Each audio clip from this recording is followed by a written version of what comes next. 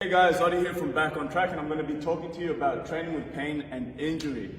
There are 7 steps here that I like to follow when rehabbing anybody or even myself. So the first one will be diagnosis. Know what you actually have. You won't be able to treat something when you're just shooting in the dark. Step number 2, find your limitations. This is where a good coach comes in handy. So any one of us here at Back on Track will be able to help you out with this. Checking your general movement. Usually I find that your squat patterns and your hinge patterns are usually not that great and will help contribute to pain to some degree. For other injuries and stuff like that, you want to follow step number 3, which is let pain be your guide. What I mean by that is if a movement is causing you pain, it's probably something that you shouldn't be doing. You should be able to find different alternatives for those exercises while still hitting the same muscle groups. Common one for this would be during a bench press. Sometimes palms facing out would cause pain, whereas a palm facing in and elbow tucked in movement might help out a little bit more. That's just a very basic example.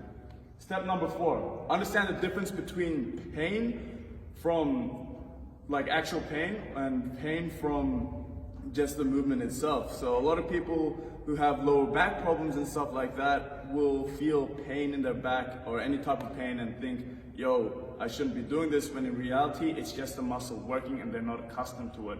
Understand the difference. If it feels like how your bicep would feel when doing bicep curls, then it's probably still okay to do. Just as long as it's not that sharp, gross pain that you feel, then still probably okay.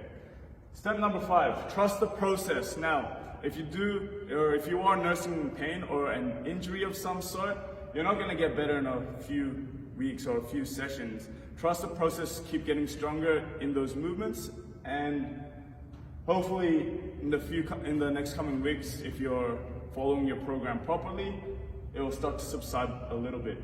Step number 6, set a minimum standard. What I mean by this is, say it's a shoulder problem and you're trying to get your pushing range of motion back. Make sure that, okay, cool, maybe 10 kilo dumbbells with a full range of motion might be acceptable.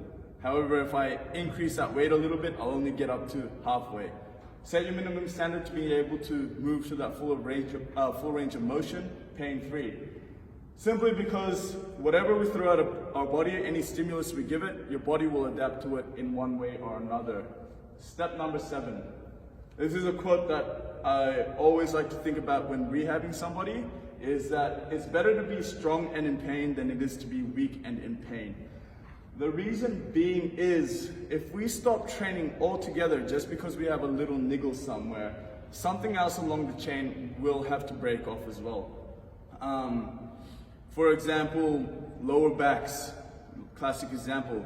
We're still able to strengthen our abs and our glutes and our legs through different exercises.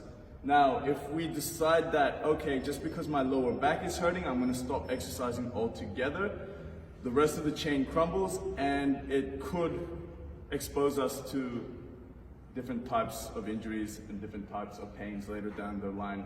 So yeah, these are my 7 tips. If you have any questions, give one of us a message or just yell out and we'll be able to help you with this.